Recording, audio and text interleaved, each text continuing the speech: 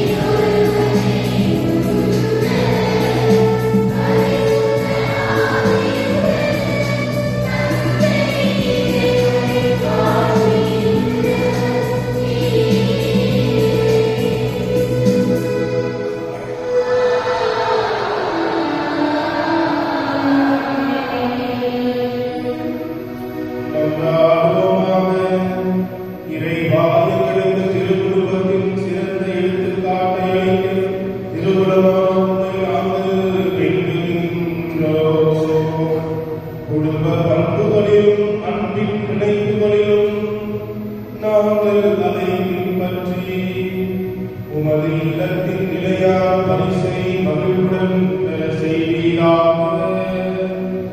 உம்மோடு தூயாவியானவருக்கு இறைவனாய் என்றென்றும் வாழ்ந்து ஆட்சி செய்கின்றபடியாக உம்மை மன்றாடுகின்றோம்.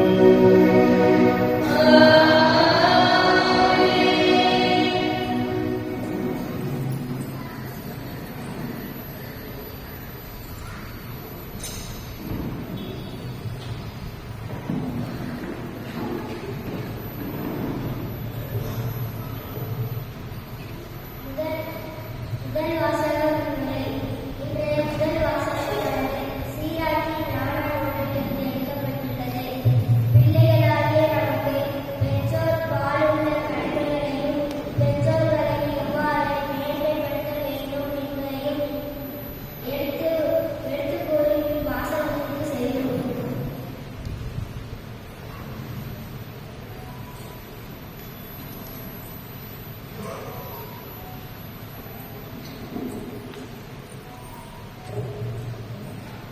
முதல் வாசகம். ஆண்டவருக்கு அஞ்சுகிறவன் தாய் தந்தையாரை மதிக்கிறான். சீராக்கி ஞான நூலிலிருந்து வாசகம். அதிகாரம் 3. இறைவாசகங்கள் 2:7 மற்றும் 12-14. பிள்ளைகளை விட தந்தையாரை ஆண்டவர் மிகுதியாக மேன்மைப்படுத்தியுள்ளார். பிள்ளைகள் மீது அந்நியருக்குள்ள உரிமைகளை உறுதிப்படுத்தியுள்ளார். தந்தையாரை மதிப்போர் பாவங்களுக்கு கழுவாய் தேடிக்கொள்கின்றனர். அந்நியாரை மேன்மைப்படுத்துவோர் செல்வம் திரட்டி வைப்போருக்கு ஒப்பாவர். தந்தையை மதிப்போருக்கு தங்கள் பிள்ளைகளால் மகிழ்ச்சி கிட்டும். அவர்களுடைய மன்றங்கள் கேட்கப்படும். தந்தையாரை மேன்மைப்படுத்துவோர் மீது வாழ்வர்.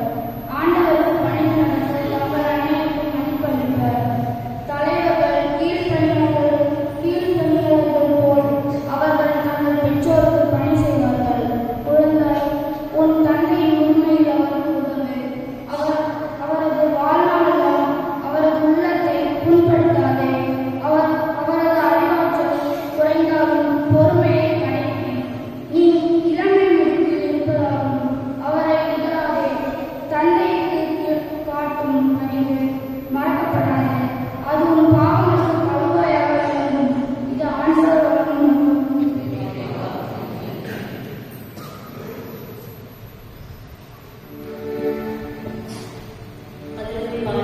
திருப்பாடல் 108 பல்லவி. ஆண்டவருக்கு அஞ்சி அவர் வழியில் நடப்போர் பேர் பெற்றோர்.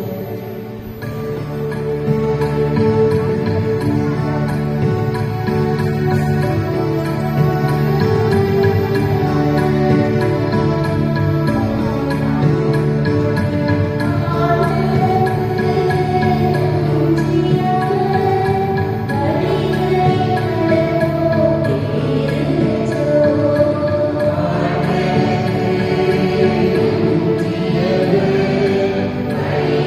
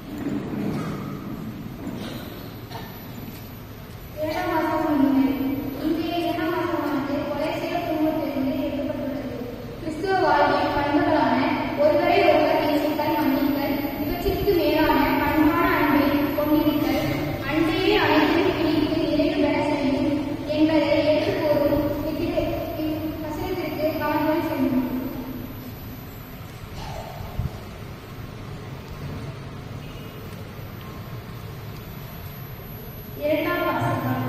ஆண்டவருக்கு உள்ள குடும்ப வாழ்க்கை.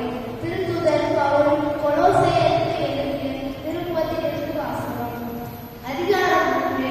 இறை வசனங்கள் 12 முதல் 21 முடிய. சகோதர சகோதரிகளே, நீங்கள் கடவுளால் தெரிந்து கொள்ளப்பட்டவர்கள், அவரது அன்புக்குரிய இறைமக்கள்.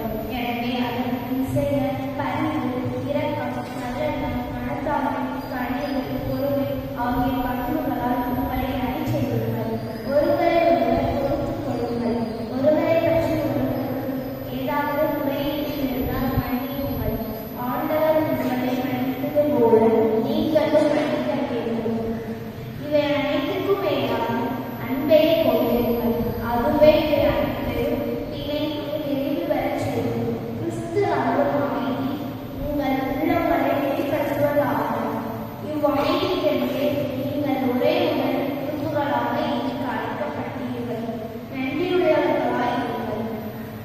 கிறிஸ்துவை பற்றிய நற்செய்தி உங்களுள் நிறைவாக குடிகொண்டதாக முழு ஞானத்தோடு ஒருவருக்கு ஒருவர் கற்பித்து அறிவுரை கூறுங்கள். திருப்பாடல்களிலும் புகழ்பாக்களிலும் ஆவிக்குரிய பாடல்களிலும் நன்றியோடு உளமாற பாடி கடவுளை போற்றுங்கள். எதை சொன்னாலும் எதை செய்தாலும் அனைத்திலும் ஆண்டவர் இயேசுவின் பெயரால் செய்து அவர் வழியாய் தந்தையாம் கடவுளுக்கு நன்றி செலுத்துங்கள். திருமணமான பெண்களை உங்கள் கணவருக்கு நீங்கள் பணிந்திருங்கள். ஆண்டவரை சார்ந்த விவேகம். திருமணமான ஆண்களே, உங்கள் மனைவியரிடம் அன்பு செலுத்துங்கள். அவர்களை கொடுமைப்படுத்தாதீர்கள். பிள்ளைகளே, உங்கள் பெற்றோருக்கு முற்றிலும் கீழ்ப்படியுங்கள். ஆண்டவரை சார்ந்தவர்களுக்கு இதுவே தகும். பெற்றோர்களே, உங்கள் பிள்ளைகளுக்கு எரிச்சல் ஊட்டாதீர்கள். அப்படி செய்தால் அவர்கள் மனத்தளர்ந்து போவார்கள். ஆண்டவரோட வாழ்வார்கள்.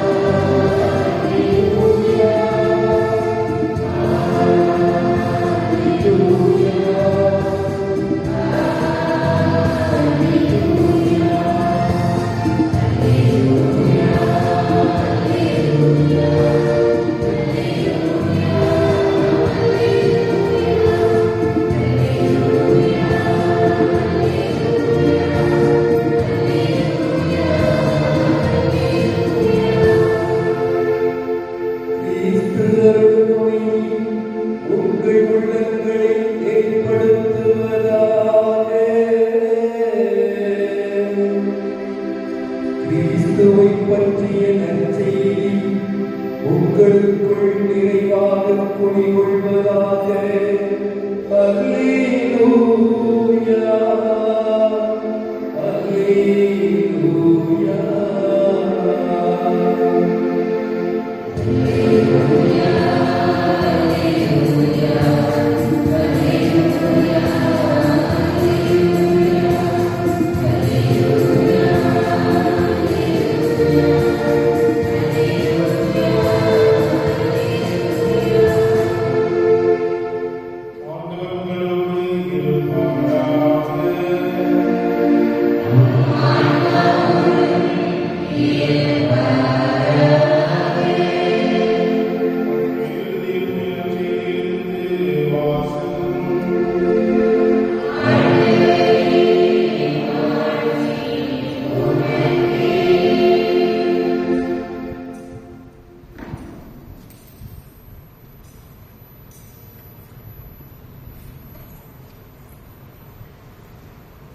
மத்திய செய்தி அதிகாரம் 2 வசனங்கள் 13 முதல் 17 மற்றும் 19 முதல் 23 முடிய. ஞாயிறு திரும்பி சென்ற பின் ஆணுடைய தூதர் யோசேப்புக்கு கனவில் தோன்றி, நீர் எழுந்து குழந்தையையும் அதன் தாயையும் கூட்டிக் கொண்டு எகிப்துக்கு தப்பி போடச் செல்லும். நான் எண்ணுகிறோம். ஏனெனில் குழந்தையை ஏறுவது கொள்வதற்காக தேடப்போகிறார் என்றார். யோசேப்பு எழுந்து குழந்தையையும் அதன் தாயையும் கூட்டிக் கொண்டு இரவிலேயே எகிப்துக்கு புறப்பட்டு சென்றார். ஏரோது இறக்கும் வரை அங்கேயே இருந்தார். இவ்வாறு எகிப்திலிருந்து என் மகனை அழைத்து வந்தேன் என்று இறைவாக்கு வாயிலாக ஆண்டவர் வைத்தது தெரியவருகிறது. ஏரோது காலமாகவும் ஆணுடைய தூதர் எகிப்தில் யோசேப்புக்கு கடலில் தோன்றி, நீ எழுந்து குழந்தையையும் அதன் தாயையும் கூட்டிக் கொண்டு இஸ்ரேல் நாட்டுக்கு செல்லும். ஏனெனில் குழந்தையின் உயிரை மதிக்க தெரியவர்கள் இறந்து போனார்கள் என்றார். எனவே யோசேப்பு எழுந்து குழந்தையையும் அதன் தாயையும் கூட்டிக் கொண்டு இஸ்ரேல் நாட்டுக்கு வந்து சேர்ந்தார். ஆனால் யூதேயாவில் மக்களா தன் தந்தைக்கு அரசாளுவதாக கேள்விப்பட்டு அங்கே போக அவர் அஞ்சினார். கனவில் எச்சரிக்கப்பட்டு கலிலேய பகுதிகளுக்கு புறப்பட்டு சென்றார். அங்கு அவர் நாசரேத்து என்ற ஊருக்கு சென்று அங்கு குடியிருந்தார். இவ்வாறு நசரேயர் என அழைக்கப்படுவார் என்று இறைவாக்கு வைத்தது நிறைவேறியது. ஆண்டவரின் அருள்வாக்கு.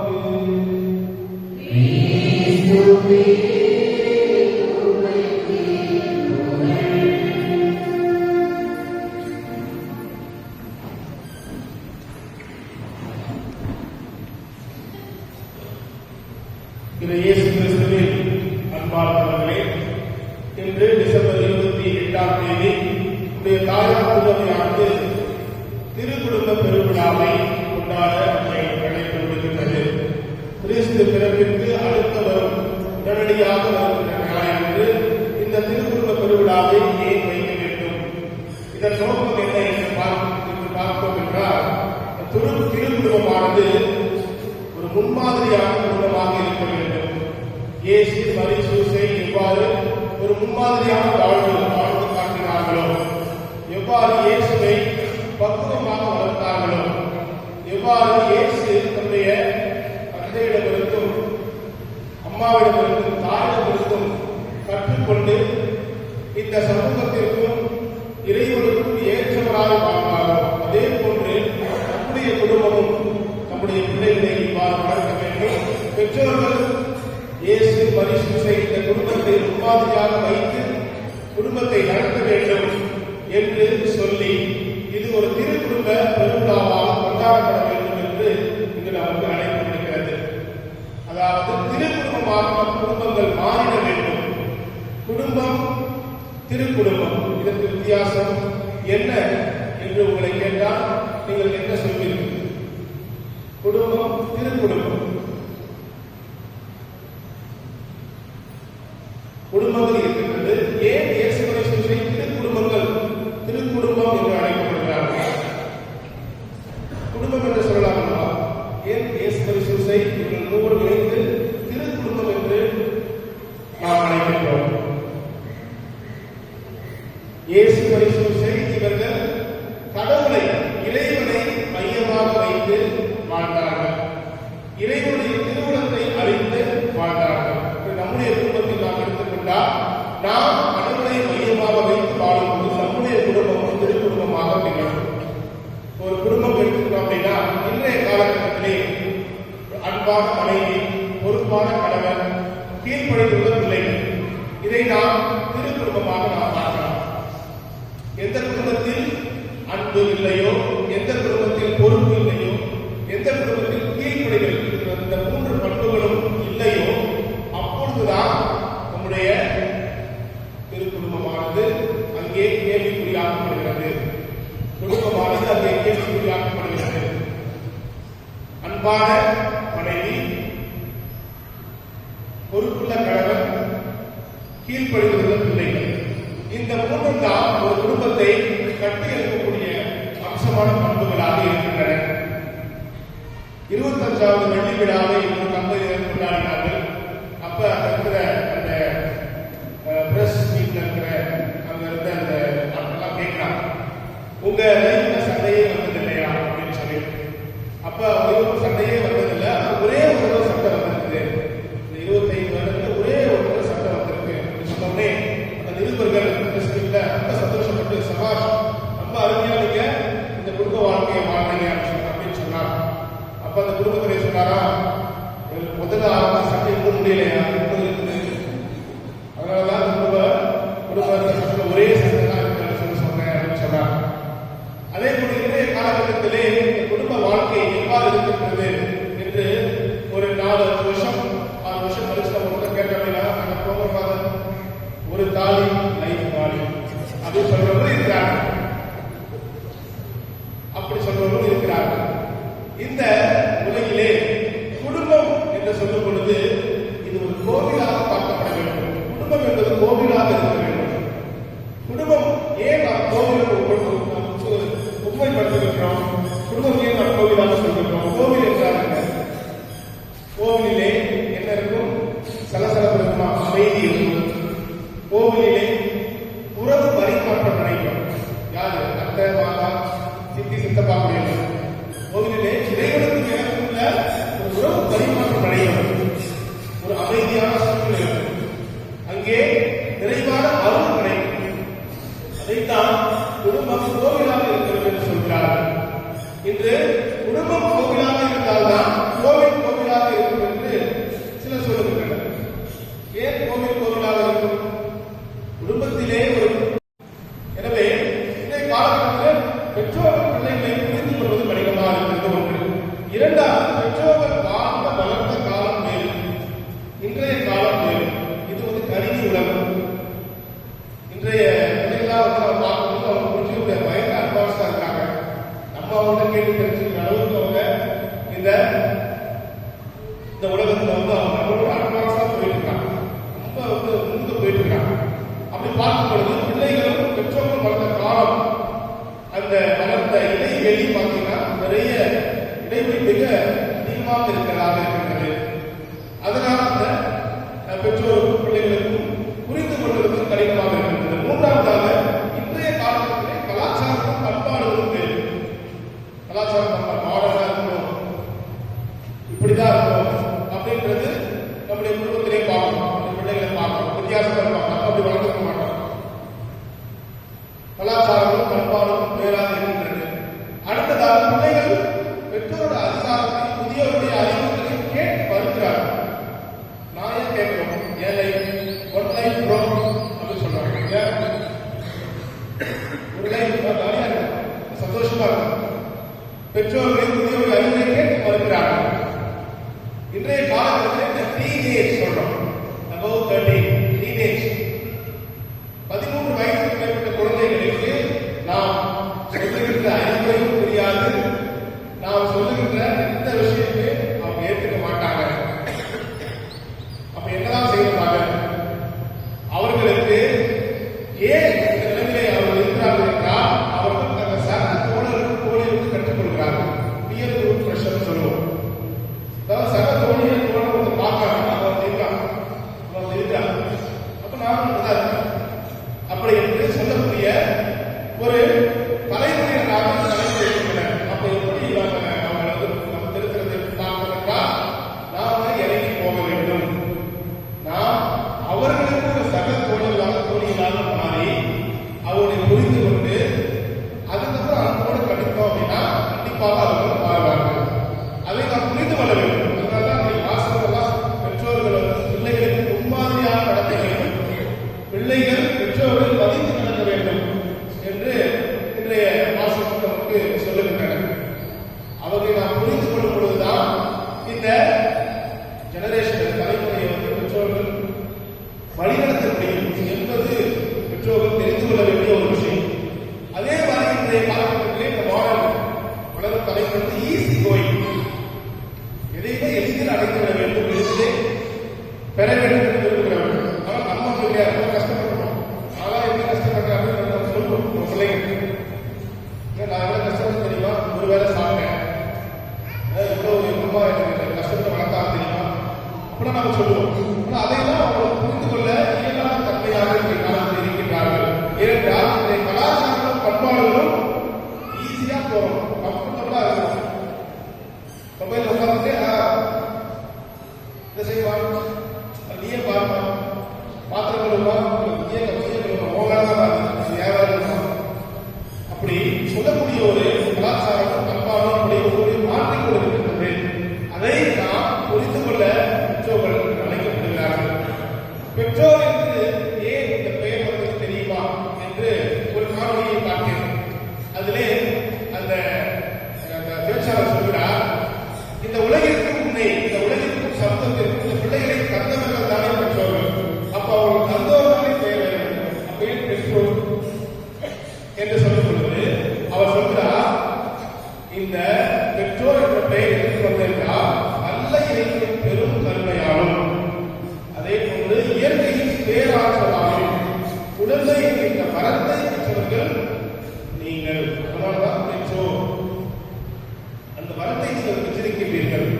அதுதான் திருக்குறள். இன்றைய காலகட்டத்தில் இந்த பெற்றோர் அன்பிற்கு எடுத்துக்காட்டாக இருக்க வேண்டும். அன்பின் இலக்கணமாக ஒவ்வொரு குடும்பமும் திகழ வேண்டும். அன்புதான் உறுப்பினர்களை கொண்டு சேர்க்கின்றது. ஏனென்றால் குடும்பத்தில் தான் அன்பை கற்றுக்கொள்ள முடியும். குடும்பத்தில் தான் நாம் இந்த அன்பை பெற முடியும். எங்க குடும்பத்தில் அந்த அன்பு லேக் ஆகும், எங்க குடும்பத்தில் அந்த அன்பு கிடைக்கலையோ அந்த குடும்பத்திலே அந்த பிள்ளைகள் அது எதிர்காலத்திலே அவர்கள் அதை வெளிக்காட்டுவார்கள். அந்த அன்பு கிடைக்கவில்லை என்ற இந்த உணர்வை வெளிப்படுத்துவார்கள். எனவே குடும்பத்தில் இருந்தால் அன்பும் பெறப்படுகின்றது. அதே போன்று அன்புள்ள குடும்பங்களின் வாழ்க்கை இன்பமாக மாறும். அன்பு எங்களையோ அங்கதான் குடும்பம் சிதறுகிறது. எனவே அதனால்தான் இன்றைய வாசல் நமக்கு அழைப்புகிறது என்றால் நீங்கள் ஒருவரை மதித்து கடந்து பிள்ளைகளை புரிந்து கொள்ளுங்கள். அதே போன்று பிள்ளைகளை பெற்றோருக்கு நீங்கள் கீழ்ப்படியுங்கள். அன்பு இருந்தால்தான் கீழ்ப்படிதல் வரும். இயேசு கிறிஸ்து இந்த குடும்பத்தை நாம் கூர்ந்து பார்த்தால் அவர்கள் இது போன்று இலக்கணமாக திகழ்ந்தார்கள். இயேசு கிறிஸ்து இயேசு காண போறாரு. இயேசு காண போகும்போது அவரை மிகுந்த ஏக்கத்தோடு அதிர்ச்சியோடு சூசையும் சரி வருவார் ரெண்டுமே தெரிகிறார்கள். இன்றைய காலத்தில் ஒரு திருவிழா போறீங்க உள்ள காண போச்சுன்னா கடவுள் என்ன சொல்லுவாங்க, உடைய பார்க்க உடைய பார்க்க என்ன வேலை, ஏன் இரண்டு பேரும் கிடையாது, இரண்டு பேரும் சேர்ந்தாலே நீங்கள் இந்த குழந்தையை உலகிற்கு பெற்றெடுத்தீர்கள். இயேசு பரிசூசை இயேசுவை காணாமல் போனவரை இரண்டு பேரும் கேட்கிறார்கள். இருவரும் ஒரு குழந்தையை காணவில்லையே என்ற ஒரு அதிர்ச்சியோடு என்ற ஒரு ஆவலோடு கேட்கிறார்கள். அதை நாம் ஒரு முன்மாதிரியாக எடுத்துக் கொள்ளலாம். அதே போன்று இயேசு தன் பெற்றோரின் ஆசிரியத்தை அடைந்து அவர்களுக்கு படித்து கடந்தார். வளரும் பொழுது உடல் வளர்ச்சியும் ஞானத்திலும் இருந்து கடவுளுக்கு உகந்தவராக வாழ்ந்தார். அதே போலவே நம்முடைய பிள்ளைகள் வாழ வேண்டும். இந்த குட்டீஸ்லாம் பெற்றோருக்கு கீழ்ப்படுத்த வாழ்கிறீர்களா, ஞானத்தில் வரும் கடவுளுக்கு உகந்தவராக வாழ்கிறீர்களா என்பதை நீங்கள் சிந்திக்க வேண்டும். இதை நீங்கள் உட்கார்ந்து பேசணும். குழந்தைங்க உட்கார்ந்து பேசணும். அப்பொழுதுதான் வாழும். இல்லைன்னா அப்படியே கொண்டுதான் நம்முடைய குடும்பங்களுக்கு மாற இதுதான் இன்றைய காலகட்டத்திற்கு ஏற்ற நம்மை நாம் மாற்றி அமைக்கக்கூடிய ஒரு சவாலை உலகத்தை வாங்கி கொண்டிருக்கின்றோம். அதே போன்று பிள்ளைகளுக்கு பார்ப்போம் என்றால் பெற்றோருக்கு கீழ்ப்படித்து பெற்றோரின் ஆசையை நிறைவேற்ற முயற்சி செய்கின்றீர்களா என்பதை சிந்தித்து பார்க்க வேண்டும். அதே போன்று குடும்பம் என்று நாம் எடுத்துக்கொண்டால் இந்த குடும்ப ஜெபமாக இணைந்து நாம் ஜெபிக்கின்றோமா? குடும்பங்களிலே ஒவ்வொருத்தரும் தனியாக ஜெபிக்கிறதை விட இணைந்து ஜெபிக்கின்றோமா? இணைந்து திருப்பணிக்கு வருகின்றோமா? குடும்பத்தில் ஒருத்தர் வருவார், ஒருத்தர் வரமாட்டார். குடும்ப அட்டை ஏற்படும் பகுதிகளில் நமக்கு பொது சந்தை கொடுத்திருக்கிறார். எண்ணிக்கைக்காகவா? இல்லை. குடும்ப அட்டை என்பது இந்த குடும்பங்கள்லாம் இணைந்து ஒரு குடி திருவையாக இருக்கின்றது. இந்த குடும்பங்கள்லாம் இணைந்துதான் பங்கு என்பது கட்டி அமைக்கப்படுகின்றது, கட்டி எழுப்பப்படுகிறது. அப்ப அந்த பங்குகள்லாம் சேர்ந்தால் மறைமாவட்டம் கட்டி எழுப்பப்படுகிறது. மறைமாவட்டங்கள்லாம் சேர்ந்தால் திருவையாளர் கட்டி எழுப்பப்படுகிறது. எனவே குடும்பம் ஒரு மிகப்பெரிய ஒரு ரோல் வச்சிருக்கு. அதனால்தான் குடும்பமாக இணைந்து நீங்கள் செவியுங்கள். குடும்பமாக இணைந்து செவியுங்கள். குடும்பங்களுக்காக செவியுங்கள். குடும்பமாக இணைந்து செவியுங்கள். அப்பொழுது நம்ம குடும்பம் திருக்குடும்பமாக திகழும். இன்றைய காலகட்டத்தில் பார்க்கிறோம். இந்த ஏரோதின் நாம் படிச்சோம். ஏரோதினுடைய வாள் 2 வயதுக்குள்ள குழந்தைகள் எல்லாம் தேடிக் கொண்டிருக்கிறது. ஏனென்றால் ஏரோதுக்கு எதிராக நடந்திருக்கால் அவரை சொல்ல வேண்டும். இந்த ஏரோது வாள் இன்று நம்முடைய பிள்ளைகளை சொல்லுகிறதா என்று பார்த்தோம் என்றால் அது பொருத்தவில்லை. ஏரோது வாள் பொருத்தவில்லை. அந்த ஏரோது வாளாக பல பிரச்சனைகள் இந்த குழந்தைகளுக்கு இளையோர்களுக்கு இருக்கின்றது. முதலாவதாக என்னவென்றால் சமூக வலைதளம், social media addiction, mobile screen addiction. எப்பொழுதும் மொபைலிலேயே பிள்ளைகள் இருப்பதற்கு காரணம் என்ன? எவ்வளவு நேரம் அவர்கள் செலவழித்துக் கொண்டிருக்கிறார்கள்? அதை பெற்றோர்கள் கண்டிப்பாக கூர்ந்து கவனிக்க வேண்டும். என்ன பார்க்கிறார்கள் அதை நீங்கள் கூர்ந்து கவனித்தால்தான் அந்த குழந்தையை நாம் சரியாக எதிர்படுத்தி வளர்க்க முடியும். அது அதுதான் பெற்றோருடைய கடமை. மொபைல் கையில் கொடுத்து தப்பா முறையை பார்த்தோம் அப்படின்னா அவர் அந்த கண்ட்ரோல் இருக்க மாட்டாங்க. எனவே இன்றைய காலகட்டத்திலே இது போன்ற நாம் ஒரு சிலருக்கு இறங்கி போவோம், பெற்றோர்கள் இறங்கி போய் பிள்ளைகளை நாம் வளர்க்க நாம் நம்மையே தயாரிக்க வேண்டும். அதே போன்று இந்த டிஜிட்டல் ஸ்கிரீன் அடிக்ஷன் சொல்றேன், எவ்வளவு நேரம் அவர்கள் நேரத்தை விரயப்படுத்துகிறார்கள். அதனாலதான் அவங்க கம்ப்யூட்டர் சோழர்கள் போறாங்க, ஈஸியா எளிமையா கிடைக்க வைக்கிறாங்க, சேர் தகர மாட்டாங்க பிள்ளைகள். அவர்களுக்கு நான் கொஞ்சம் கஷ்டத்தை சொல்லி கொடுக்கும் குடும்பத்தில் சொன்னா கஷ்டப்பட்டாதான் கிடைக்கும் அப்படின்னு சொல்லி கொடுக்கும். சொல்லிக் கொடுக்கும் பொழுதுதான் அது இந்த குழந்தையை புரிந்து கொள்ள முடியும். அதே போன்று எதையுமே நாம் எளிதாக செய்து கொள்ள வேண்டும் என்ற மனதிலே இல்லை, எதையுமே எளிது கிடையாது, கொஞ்சம் கஷ்டப்படணும் அப்படின்றத உங்களுடைய வாழ்க்கை முறையினால் அவர்கள் தெரிந்து கொள்ள வேண்டும். நீங்க எவ்வளவு கஷ்டப்படுறீங்க அப்படின்றத ஆசிரியர் சொன்னா போத பெற்றோர்களுக்கு எடுத்து சொல்ல வேண்டும். அடுத்ததாக கண்டுகொள்ளா தன்மை. குடும்பத்தில் பார்த்தோம் அப்படின்னா ஒரு 5 மணி 6 மணி இருக்காங்க, எல்லாருக்கும் அம்மா வந்து ஒரு டம்ளர் டீ ஊற்றி கொடுக்குறாங்க அப்படின்னா எல்லோரும் பகிர்ந்து கொள்ள வேண்டும்.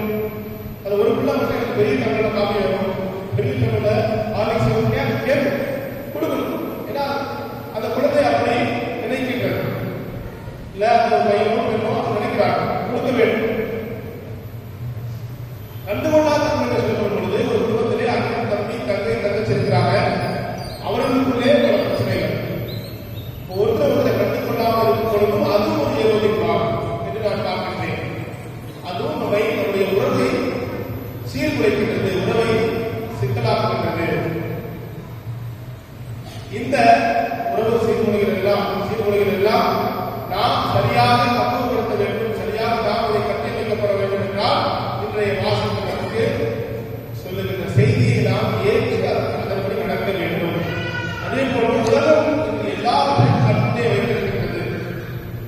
இளையோர்களுக்கு முன்னாலும் சரி, குழந்தைகளுக்கு முன்னாலும் சரி, எல்லாவற்றையும் கட்டுரை வைக்கலாம். ஆசை, பணம், காமம் அனைத்தையும் வைத்திருக்கின்றது.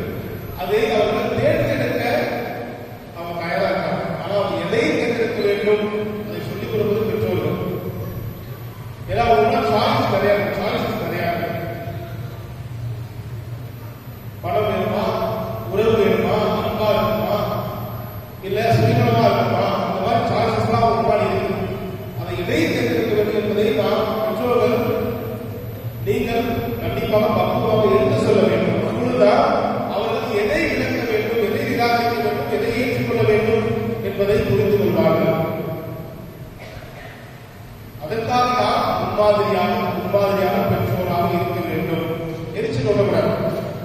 எப்படி சொன்னா பக்குவமா பிள்ளைகள் ஏற்றுக்கொள்வார்கள். நம்ம சொன்னா அட்வைஸ் பண்ண எரிச்சுனா இருப்பாங்க. அவர் பக்குவமாக நாம் எடுத்து சொல்ல நாம் அழைக்கப்படுகின்றோம். அதே போன்று இந்த உலகம் ஒரு மாயை என்பதை அவர்களுக்கு எடுத்து சொல்ல வேண்டும். என்றால் அவங்களுக்கு கழிப்புவதாக இருப்பதெல்லாம் அவர் உண்மையை நினைத்துக் கொள்கிறார்கள்.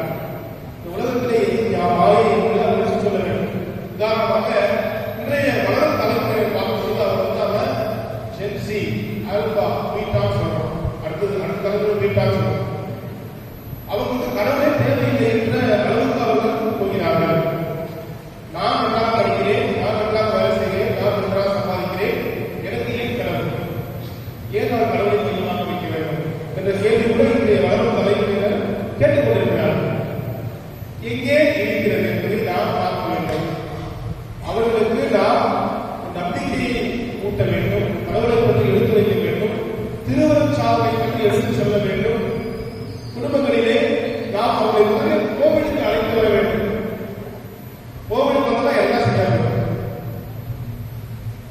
ஆனால் அவர்களை நாம் அப்படி பெற்றோர்கள் வைத்து வர முயல்வதில்லை. என்றால் அவங்க வளர்ந்த தலைமுறை பாது அவங்க சொன்னா கேட்க மாட்டாங்க. நீங்க சொன்னா யாரும் சொல்ல போறாங்க.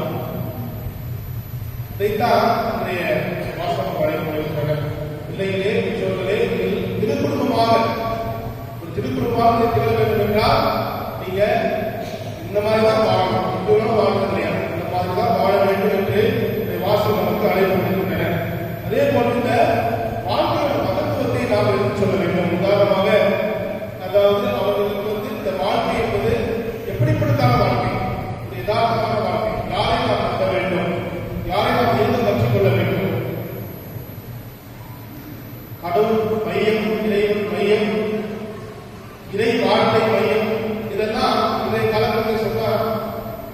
சொல்லக்கூடிய அளவுக்கு நம்முடைய வளரும் தலைமுறை இருக்கிறார்களா என்பது எனக்கே சந்தேகமாக இருக்கிறது. ஏனென்றால் உங்களுக்கெல்லாம் பெரியவங்க தெரியும், அப்பா அம்மா எப்படி நமக்கு போதிச்சாங்க, எப்படி நம்ம வளர்த்தாங்க தெரியும். அதே போன்று ஒரு வளர்ப்பது கடினமாக இருக்கிறது. எப்படி செய்யலாம் என்பதை நீங்கள் யோசித்து பார்க்க வேண்டும். இது பார்க்கும் பொழுதுதான் ஒரு திரு குடும்பமாக நம்முடைய குடும்பம் திகழும்.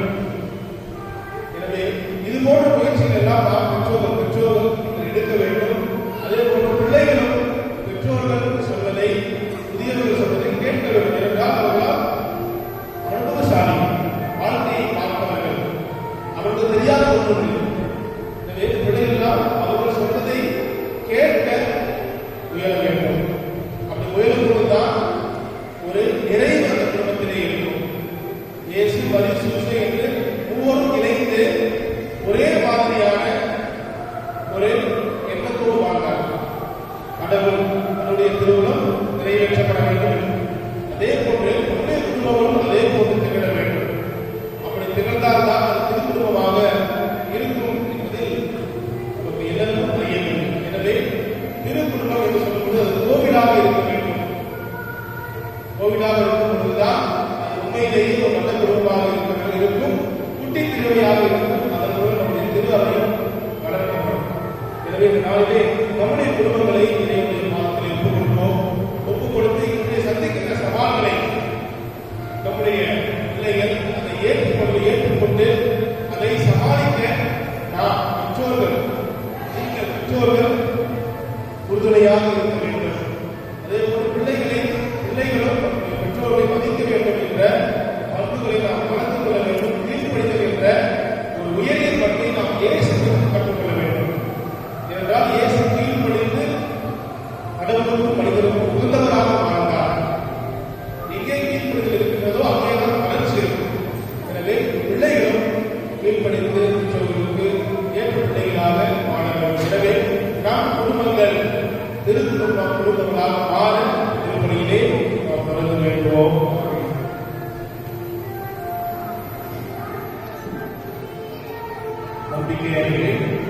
ஒரு கடவுளை அன்புகின்றே, விண்ணகமும் வெள்ளகமும் காண்பவை காணாதவை யாரும் படைத்த எல்லாருடைய தன்மை அவரை கடவுளின் ஒரே மகனாய் இருந்த ஒரே ஆண்டவர் இயேசு கிறிஸ்துவை நம்புகின்றேன். இவர் காரணத்தினால் உண்டே தந்தையிடமிருந்து பிறந்தார்.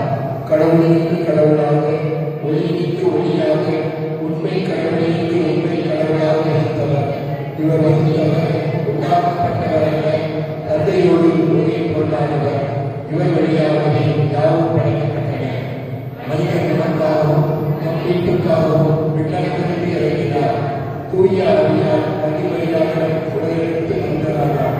மேலும் அதற்காக அதிகாரத்தில் சிலுவையில் அடையப்பட்டு வாழப்பட்டு இறந்து அடக்கம் செய்யப்பட்டார். மறைவுகளின்படி 3ஆம் நாள் உயிர்த்தெழுந்தார். வாழ்வோரையும் இறந்தோரையும் ஏற்றிட ஆட்சியுடன் மீண்டும் வர இருக்கிறார். அவரை ஆட்சிக்கு உரிமையாக தந்தையிடமிருந்தும் மறைவிடமிருந்தும் புறப்படும் ஆண்டவரும் உயிரெழுப்பவருமான தூய ஆவியாரை நம்புகின்றேன். இவர் தந்தையோடும் மகனோடும் ஒன்றாக ஆராதனையும் ஆட்சியும் பெறுகின்றார். இறைவாக்குகள் வாயிலாக பேசியவர் இவரே. ஒரே புனித கத்தோலிக்க திருத்துதல்களிலும் திரு அவையை நம்புகின்றேன்.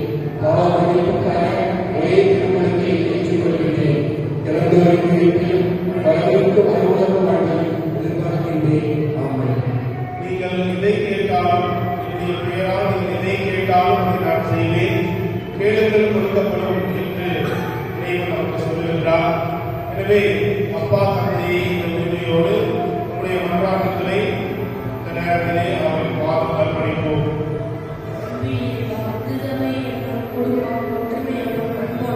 ஒருவரை ஒருவர் ஏற்று இறையாட்சியை மண்ணுலகில் பரப்பிட அனுப்புய வேண்டும் என்று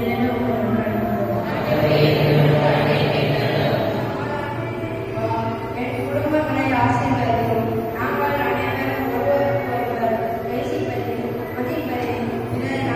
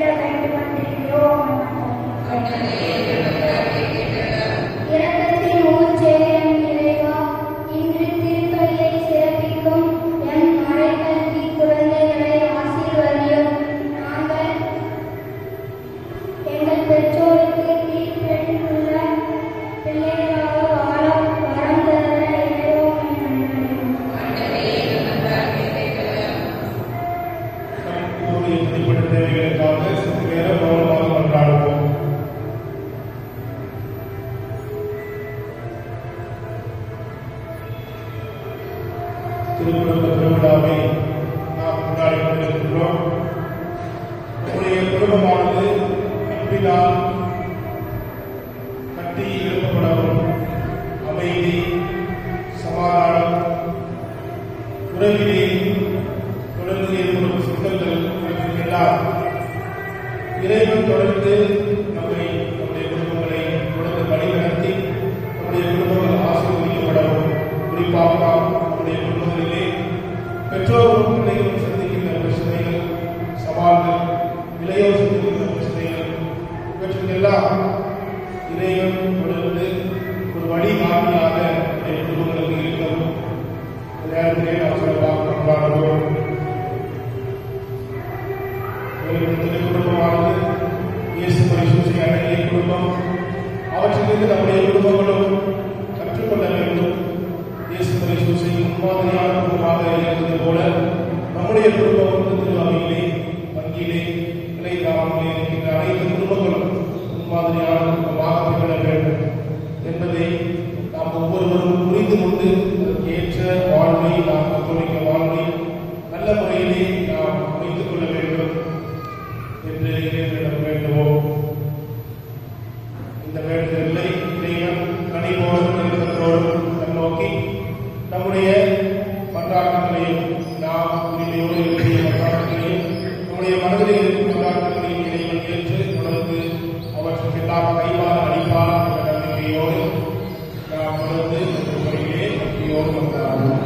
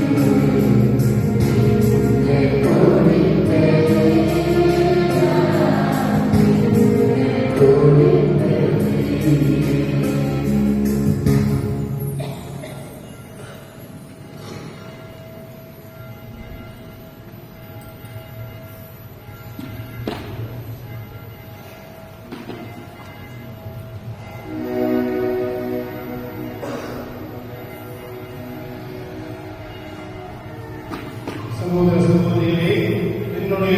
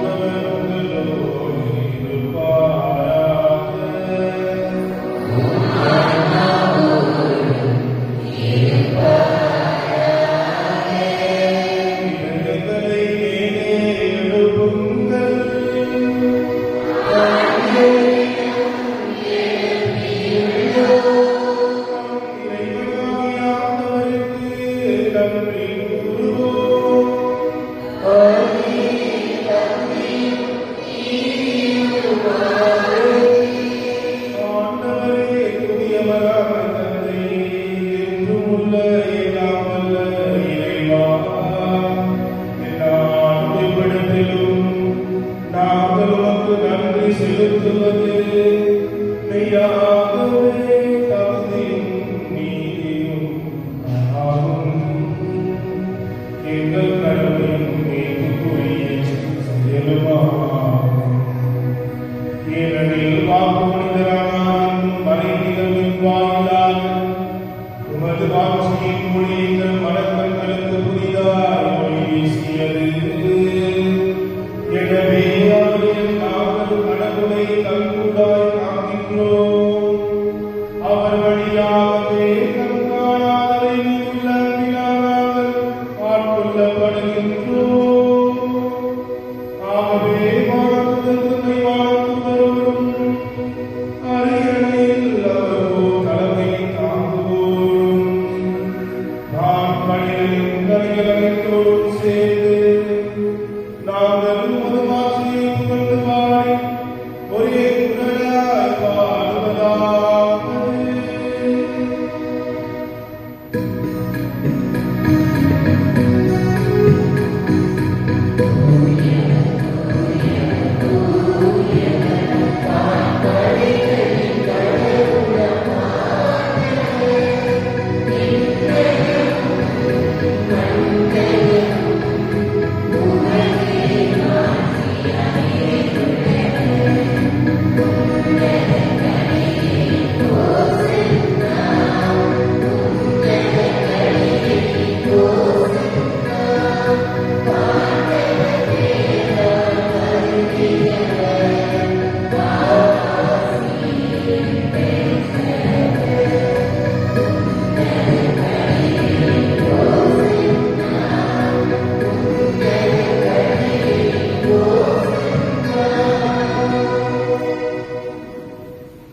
ஆண்டவரே, மெய்யாகவே தூயவர். உம்முடைய படைத்தோர் எல்லாம் புகழ்ந்து தம்மை ஏற்கும் திருமகனாகிய எங்கள் ஆண்டவர் இயேசு கிறிஸ்து வழியாக தூய ஆவியாரின் செயலாற்றலால் அனைத்தையும் உயிர்த்து தூயப்படுத்துகின்றேன். கதிரவன் தோன்றி மறையும் வரை உம் பெயருக்கு தூய காணிக்கையை கொடுக்குமாறு உமக்கென மக்களை பெயராக ஒன்று சேர்த்து வருகின்றேன். எனவே ஆண்டவரே, உமக்கு அர்ப்பணித்த நாங்கள் முழுவதுகளை காணிக்கைகளை அதே ஆவியால் தூய்மைப்படுத்துகிறோம். இவ்வாறு உம் திருமகனாகிய எங்கள் ஆண்டவர் இயேசு கிறிஸ்துவின் உடலும் இரத்தமுமாக எங்களுக்கு இவை மாறுவதாக.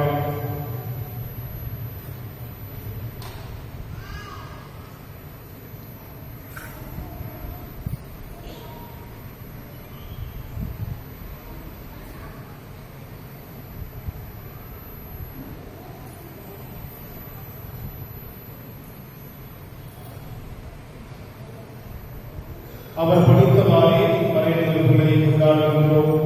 ஏனெனில் அவர் காட்டிக் கொடுக்கப்பட்ட இரவில் அப்பத்தை எடுத்து உமக்கு நன்றி செலுத்தி ஆசி வழங்கி அதை விட்டு தம் சீடர்களுக்கு அளித்து அவர் கூறியதாகும். அனைவரும் இதிலிருந்து பெற்று உண்ணுங்கள். ஏனெனில் இது உங்களுக்காக கையளிக்கப்படும் என் உடல்.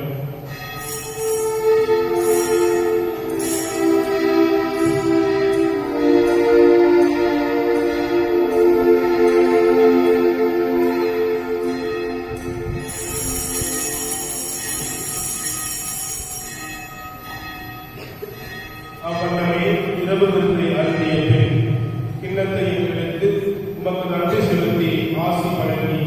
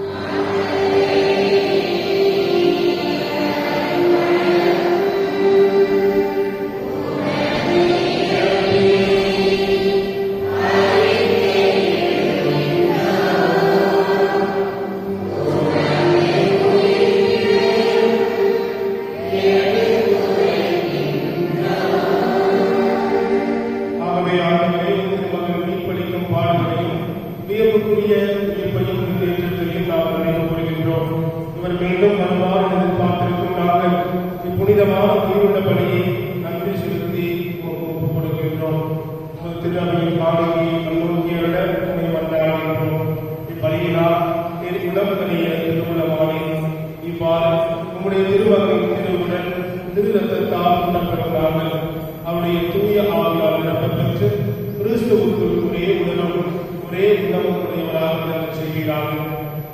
இவரே எங்களது ஒன்றியும் காணிக்கையாக்குவாராக. இவ்வாறு வாழ்ந்து கொள்ளப்பட்டவர்களோடு முதலாக புனித மிக்கல் தந்தையும் கடவுளின் தாயுமான மரியா அவருடைய கணவரான புனித யோசேப்பு புனித திருத்தூதர்கள் புனித புனிதர்கள் மாற்றின் மறைசாட்சியர் இங்கு நாங்கள் கொண்டாடும் திருக்குடும்பமான சூசை மரி இயேசு எங்கள் பாதுகாவலர்கள் மற்ற புனிதர்கள் அனைவரோடும் நாங்கள் உரிமை பேச்சுக்கு தகுதியுடையோர் ஆகுவாங்க. இவர்களின் வேண்டுதலால் நாங்கள் என்றும் உமது உதவியை பெறுவோம் என உறுதியோடு இருக்கின்றோம். ஆண்டவரே, எங்களை உமோடு உறவாகும் இப்பணி உலகுக்கெல்லாம் அமைதியும் மீட்பும் தர வேண்டும் என கொண்டாடுகின்றோம்.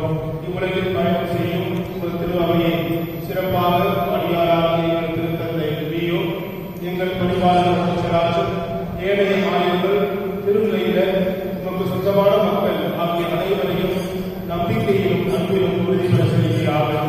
இது இறுதியபடி திருமணத்திற்கின்ற இக்குடும்பத்தின் வேண்டல்களுக்கு கனிவுடன் செவிசாய்கிறோம். கனிவுள்ள தந்தையை எங்கும் சிதறத்திருக்கும் உடைய பிள்ளைகளை கனிவுடன் உம்மோடு சேர்த்துக் கொள்வோம். இறந்து போன எங்கள் சகோதர சகோதரிகளையும் உமக்கு உகந்தவர்களால் வாழ்ந்து இவ்வுலகை விட்டுச் சென்ற அனைவரையும் உமது ஆட்சியில் கனிவுடன் சென்றோம். நாங்கள் உங்களுக்கு வந்து சேர்ந்து அவர்களோடு உமது ஆட்சியில் என்றும் மனதில் அடைவோம் என எங்கள் ஆண்டவராக இயேசு கிறிஸ்து வழியாக எதிர்நோக்கியிருக்கின்றோம்.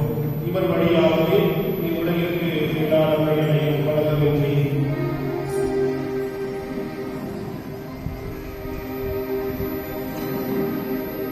இவர் வழியாக இவரோடு இவரில் எல்லாம் வல்ல இறைவனாகிய தந்தையே, தூய ஆவியாரின் ஒன்றிற்கு எல்லா புகழும் ஆட்சியும் என்றென்றும் உரியதே.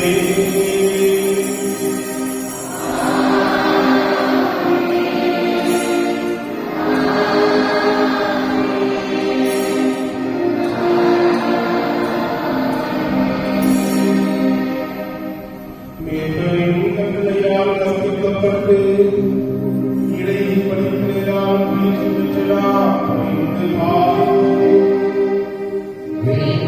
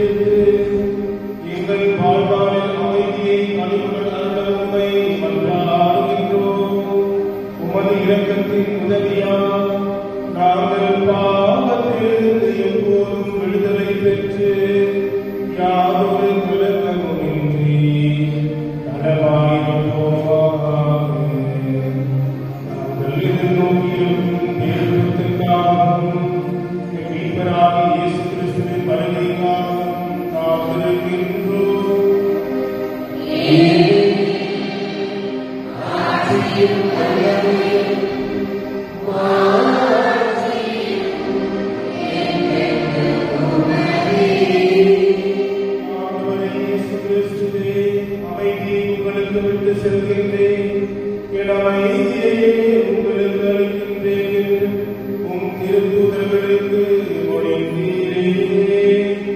எங்கள் பாவங்களை பாராமல் உமது திரு அவையின் நம்பிக்கையை கண்ணோக்கி உமது திரு உலகத்திற்கு ஏற்ப அதற்கு அமைதியையும் ஒற்றுமையையும் அளித்தருளீராக. என்றென்றும் வாழ்ந்தாட்சி செய்கின்றவர் நீரே.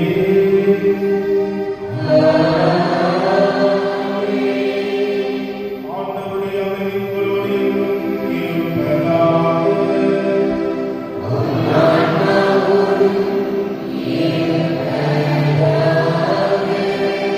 ஆண்டவர் இயேசு தருகின்ற அமைதியை ஒருவர் மற்றவரோடு மகிழ்வோடு பகிர்ந்து கொள்வோம். உலகின் பாவங்களை போக்க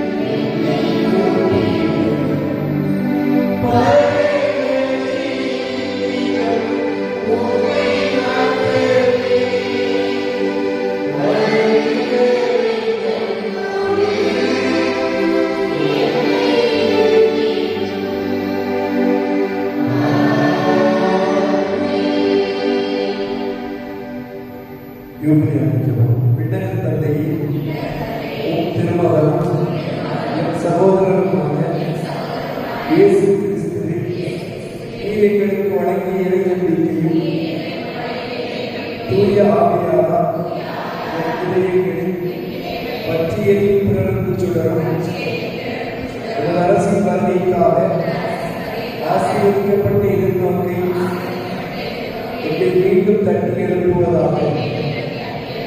நற்செய்தியின் விதைகளை அயராத விதைப்பவர்களாக உமது அருளுக்கு மாற்றுவதாக. அவ்விதைகள் மானுடத்திற்குள்ளும் பிரபஞ்சம் முழுவதிலும் மாற்றத்தை ஏற்படுத்தி தீமையின் ஆதிக்கம் மறைந்து ஒரு ஆட்சி முடிவுக்கு ஒளிரும் போது உறுதியுடன் எதிர்பார்க்கும் புதிய விண்ணகத்தையும் புதிய மண்டலத்தையும் ஏற்படுத்துவதாக. யூபிலி கொண்டாட்டத்தின் அருள் எதிர்நோக்கி திருப்பயணிகளாகிய விண்ணக செல்வத்திற்கான பேரார்வத்தை தூக்கி எழுப்புவதாக. அதே அருள் மீட்பரின் மகிழ்ச்சியையும் அமைதியையும் உலகம் முழுவதும் பரப்புவதாக. முடிவிற்கு போற்றுதலுக்குரிய இறைவனாகிய உமக்கு ஆட்சியும் புகழும் என்றென்று குறித்தாக. ஆமென்.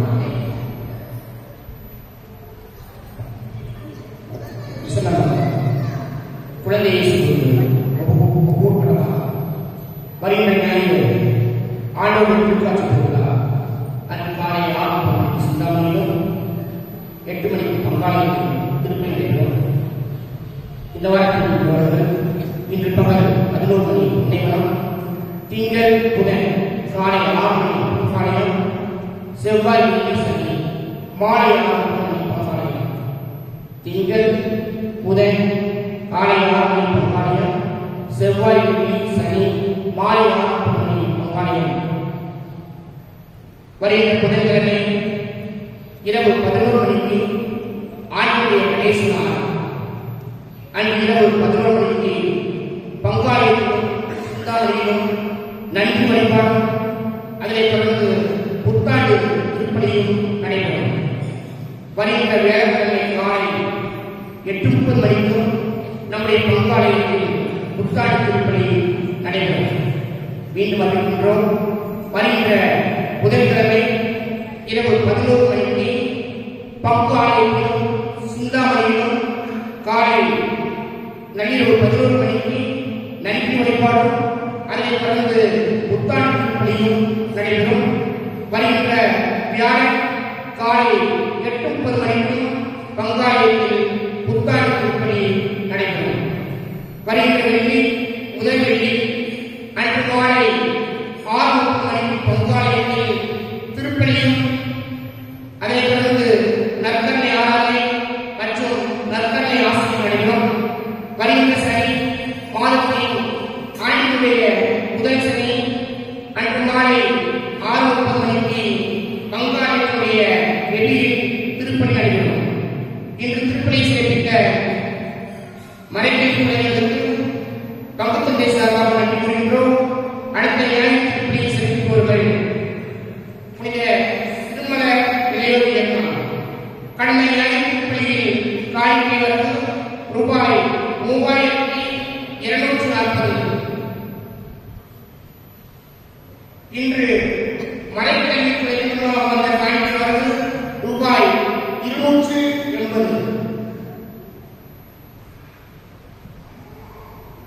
2026ஆம் ஆண்டு ஜனவரி மாதத்தை அன்பிய மாதமாக சிறப்பாக கொண்டாடுவதற்கு அன்பியங்களை ஊக்கப்படுத்தக்கூடிய நோக்கில் கட்டுரை மற்றும் நடன போட்டிகள் நடத்திய திட்டமிடப்பட்டுள்ளது.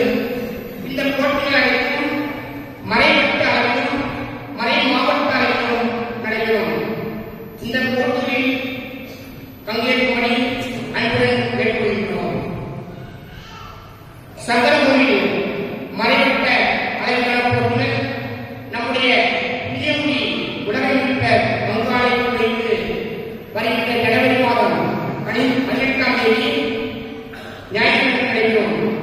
இந்த போட்டிகளில் சங்கரமூரில் மறைவட்டத்தில் இருக்கக்கூடிய பங்குகள் அனைத்தும் பங்கேற்கும்.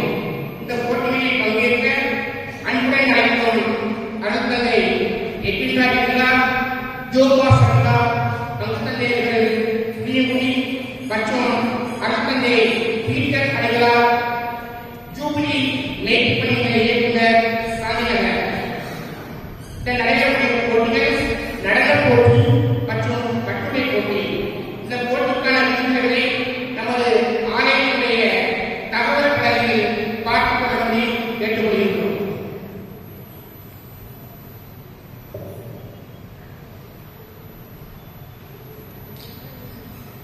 இன்று நம்முடைய துறவியானது திருக்குறளாமை கொண்டாடுகிறது.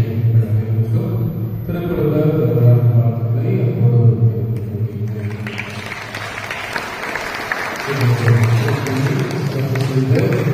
அனைவருடைய விரோதங்களுக்கு நாம் நன்றியை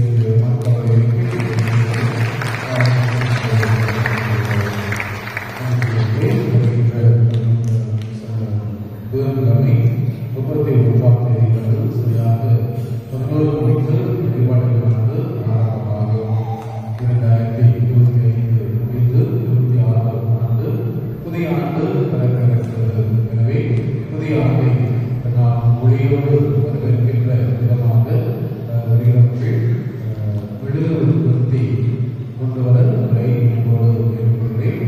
எல்லோரும் மெழுகுத்திரைகளை கொண்டு வாருங்கள். தேவனுக்கு நன்றி செலுத்தி புதிய ஆண்டிலே மொழியோடு நாம் இந்த புதிய ஆண்டை ஆரம்பிப்போம். எனவே நன்றி உரைவாடும் பொழுது ஒளி உரைவாடு தனியாக இருந்தோம். எனவே அதற்கு எல்லோருமே மெழுகுத்திரைகளை கொண்டு வர உங்களை இப்போது கேட்டுக்கொள்கிறேன்.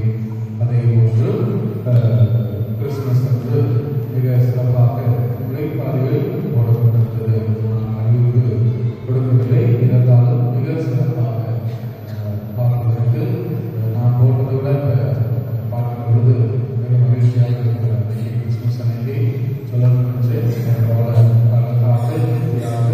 குழந்தையை சென்று நம்பிக்கையாக கொடுத்திருக்கிறார்கள். எனவே அவர்களுக்கு கடவுளை எழுப்பி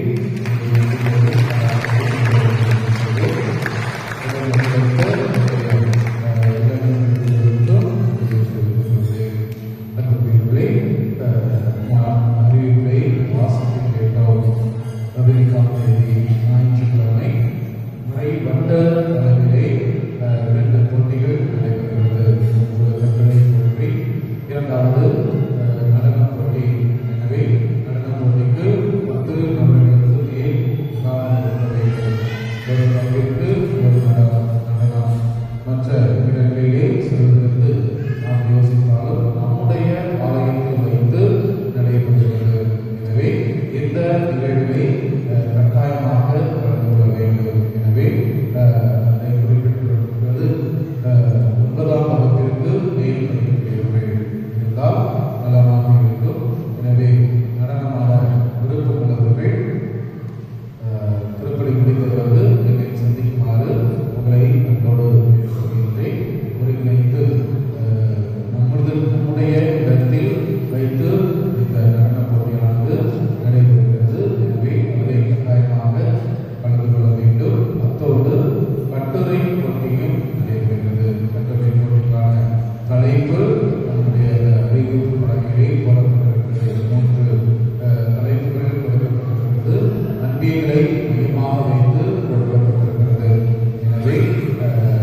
முடிந்த அளவிற்கு எல்லோருமே கலந்து கொள்ள உங்களை அன்போடு அழைக்கின்றேன்.